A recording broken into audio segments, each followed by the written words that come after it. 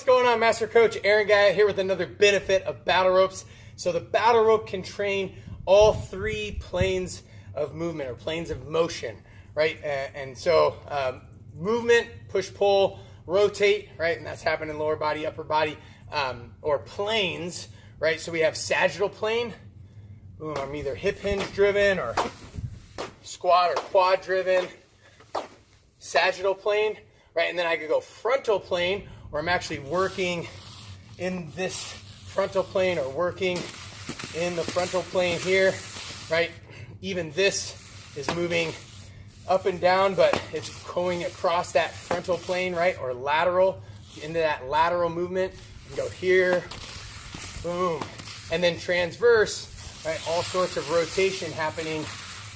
I can work in that transverse plane as well. So doesn't matter the plane, right? The battle rope can do it.